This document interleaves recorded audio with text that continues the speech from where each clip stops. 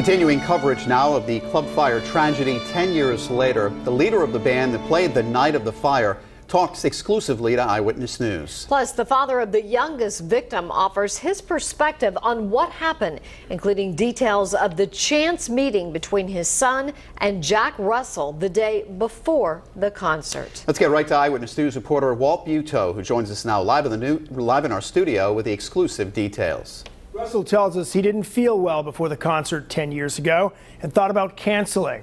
He talked about the pyrotechnics, the potential cancellation of the victims, and his rejected offer to donate to the Station Fire Memorial Foundation. The day after the fire. And then I'm throwing water on. Was the last time Jack Russell spoke publicly to us about what happened that night. And then before you knew it, the lights went out and it was all over. Russell's career continues, although there's an ongoing legal fight over the right to use the name Great White. Hey, Jack, it's the lead singer talked with Target 12 from California. Sometimes it seems really far away, and then there's other days where, I can almost smell it. And I'm not trying to sound like old poor me, because, I'm one of the lucky ones. 18-year-old Nikki O'Neill was in the front row when the fire started. And O'Neill's band was scheduled to open for Great White the next night. We have only questions. Nikki's father tells us the day before the fire, as his son bought tickets to the concert, he was greeted by a man with long, curly blonde hair. And Nikki then realized it was Jack Russell.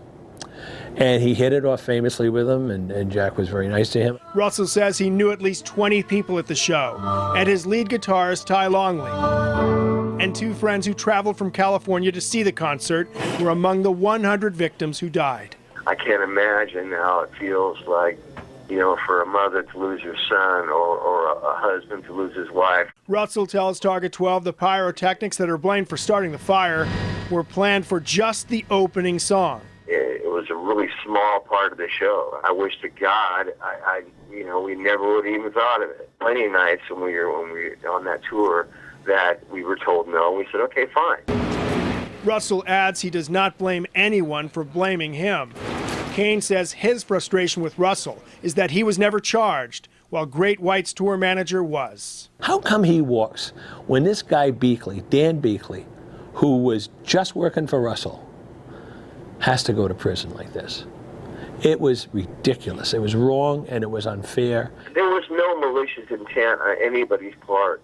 It was just a horrible, horrible accident. Russell played a concert earlier this month in California and offered the proceeds to the Station Fire Memorial Foundation, but the offer was rejected. The frustrating thing is there's nothing that I can ever say that will ever make anybody feel any better. What do you say when somebody's lost a loved one? Nothing. I can't bring anybody back. Russell tells us he sent the money from his February concert to a charity started by the son of the late Ty Longley, the Great White guitarist who died in the fire. Walt Buteau, Eyewitness News.